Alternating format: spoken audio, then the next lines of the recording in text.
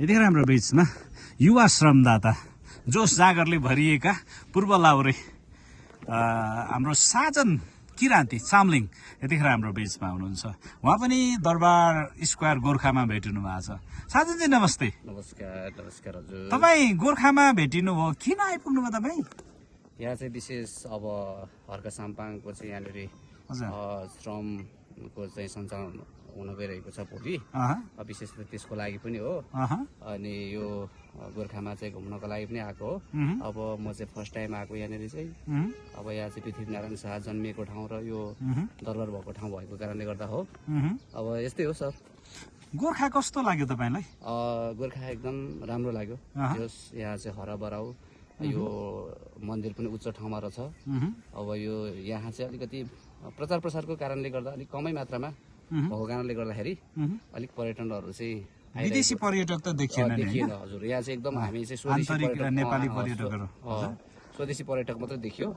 तर आन्तरिक नै भए पनि खुट्टा राख्ने ठाउँ पनि थिएन नि। हजुर हजुर थिएन। त्यो चाहिँ एकदमै अब जस राम्रो ठाउँ भएको कारणले गर्दाखेरि चाहिँ यो ठाउँ अलिक जस स्थानीयहरू चाहिँ धेरै घुम्नको लागि चाहिँ आउँदो रहेछ भन्ने कुरा थाहा भयो। कतिजना आउनु भएको छ तपाईँहरू? हामी यहाँ लगभग अहिले चाहिँ यहाँ हामी 5 जना मात्रै छौँ। ए हजुर, 5-6 जना। अब लगभग 20-22 जना हुन्छ यहाँ काठमाडौँदेखि आउने टिम चाहिँ। ए हजुर हजुर। हर्क साम्पाङ रेगुलेसन टिमको चाहिँ यहाँनिर चाहिँ श्रमदाताहरू हजुर अगुवाई विशेष चाहिँ।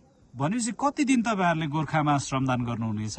लगभग 2 दिनको हाराहारी हुन्छ यहाँनिर चाहिँ। 2 दिनको? हजुर 2 दिनको। भोलि गर्नुहुनेछ? भोलि र पर्सि। भोलि र पर्सि गर्नुहुनेछ। हजुर। जस्तै के काम गर्नुहुनेछ तपाईँहरूले? केही छ योजनाहरू? योजना भन्दा पनि अब तपाईँको चाहिँ त्यहाँ तल त्यही वरिपरि तपाईँको त्यो फाड्ने काम हुन्छ, झारहरू त्यो सरसफाइ त्यो मूर्तिको त्यहाँ एउटा विश्वनगरजीको मूर्ति आसपासको अगाडि चाहिँ चाहिँ सरसफाइ हुन्छ त्यहाँनिर चाहिँ बृहत। यो यति राम्रो ठाउँ छ होइन? हजुर। तर हेर्दै गर्दाखेरि फोहोर जताततै लथालिङ्ग देखिन्छ। तपाईँ यो श्रम संस्कृति वा श्रमदानको एउटा अभियन्ता, यो किन यस्तो भयो होला? तपाईँले सोध्नु भएन, सोच्नु भएन? नभएको राम्रो हुन्थ्यो। यहाँनिर चाहिँ यस्तो हो, तपाईँको नागरिकमा चेतना नभएको हो कि सरकारले वास्ता नगरेको कि के हो? यहाँ विशेष चाहिँ स्थानीयले नै यो चाहिँ नियम गर्नु पर्यो। स्थानीयले गर्यो भने यहाँ तपाईँको चाहिँ अब स्थानीयले गर्यो भने यहाँ फोहोर चाहिँ त्यहीँ फाल्ने कुरा हुँदैन। त्यसलाई व्यवस्थित गर्ने चाहिँ स्थानीयकै भूमिका हुन्छ सरकारको भन्दा पनि। अब सरकारले त अब तपाईँको सरकारले यो देख्ने कुरा पनि अब एक हिसाबले देखिएन। विशेष चाहिँ यहाँको स्थानीयवासीले चाहिँ यो कुरालाई चाहिँ एकदम मध्यनजर गर्नु पर्यो। यहाँ चाहिँ के यो फोहोरलाई चाहिँ के गर्नु पर्यो, के गर्दा चाहिँ राम्रो हुन्छ भन्ने कुरा चाहिँ स्थानीय सरकारले चाहिँ गर्नु पर्यो विशेष चाहिँ। यसलाई चाहिँ प्रचार प्रसार गर्यो भने राम्रो हुन्छ। तपाईँको पछाडि देखेको हिमाल देख्दाखेरि तपाईँको गर्लफ्रेन्डको याद आएन? मेरो विशेष गर्लफ्रेन्डको याद आएन। मेरो गर्लफ्रेन्ड पनि छैन विशेष। अब जो सिङ्गल हो? यस, म सिङ्गल हो। होइन, यति ह्यान्डसम हुनुहुन्छ, कसरी सिङ्गल हुनुभयो? अब यो त तपाईँले ह्यान्डसम भन्नुभएकोमा धेरै धेरै धन्यवाद छ। तर म खासै ह्यान्डसम चाहिँ छैन। होइन, तपाईँ देखिरहनु भएको छ? होइन त्यस्तो छैन। किन अहिलेसम्म गर्लफ्रेन्ड नबनाउनुको कारण चाहिँ के त? अब त्यो चाहिँ हरेक कुराहरू जोडिन्छ होइन। अब तपाईँको आफ्नै। तपाईँ ट्रान्सजेन्डर चाहिँ होइन नि? होइन।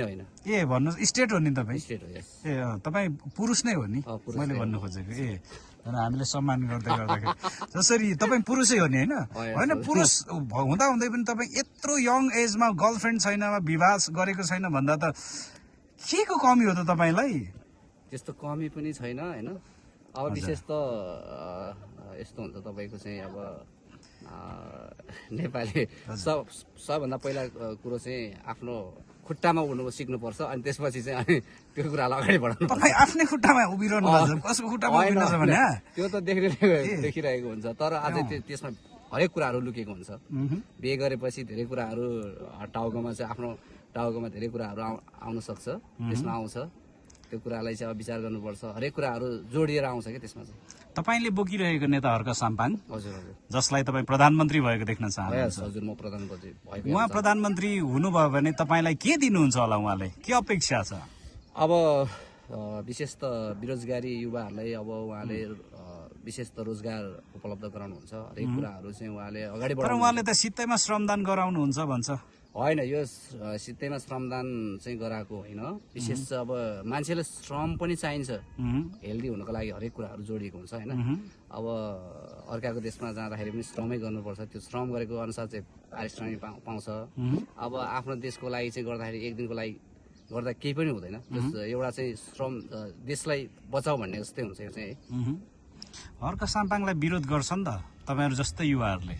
अब त्यो विरोध गर्ने युवाहरूले चाहिँ अलिक नबुझेको कुरा हुनसक्छ, त्यो फेरि पछि चाहिँ बुझेर फेरि हर्क साम्पाङ जिन्दाबाद भन्ने नै हुन्, फेरि हर्क साम्पाङ पढि नै आउने त्यो चाहिँ पछि फेरि त्यो बुझेर हर्क जति साम्पाङ पनि विरोध जिन्दाबाद गरिरहेको छ नि त्यो विरोध गर्ने मान्छेहरू फेरि पछि हर्क साम्पाङकै बाटोमा आउनुपर्ने छ। तपाईँ फोहोर खेलाउँदै झाडी फाड्दै हर्क साम्पाङलाई चाहिँ हर्क साम्पाङ जिन्दाबाद भन्दै हिँडिरहनु भएको छ होइन। हजुर, हर्क साम्पाङले तपाईँलाई के दिन्छ भन्ने तपाईँको अपेक्षा भएर चाहिँ तपाईँ त्यसो गरिरहनु भएको छ। हर्क साम्पाले दिन्छ भन्दा पनि अब पछिको जेनेरेसनलाई चाहिँ एकदम राम्रो हुन्छ, जस देश आफै निर्भर हुन्छ, त्यो मात्र हो, आत्मनिर्भर हुन्छ त्यो चाहिँ। हर्क साम्पाङलाई दिनुपर्ने सन्देश केही छ तपाईँले? हर्क साम्पाङ सरलाई चाहिँ अब जस त्यस्तो खासै छैन। यो भिडियोबाट यो गोर्खावासी नागरिकहरूलाई यदि हर्क साम्पाङको बारेमा, श्रम संस्कृतिको बारेमा वा तपाईँले चलाइरहेको श्रम अभियानको बारेमा भन्न सुझाव वा अनुरोध गर्न पर्यो भने केही छ तपाईँसँग? अब भोलि श्रम हुन गइरहेको ठाउँमा चाहिँ विशेष तपाईँहरू यहाँनिर यही जस गोर्खामै हुन गइरहेको छ, तपाईँहरू पनि आइदिनु होला, तपाईँहरू पनि सहभागी भइदिनु होला। त्यो जस विशेष त अब तपाईँलाई त्यही हो भन्न चाहन्छु म चाहिँ। Thank you. Thank you.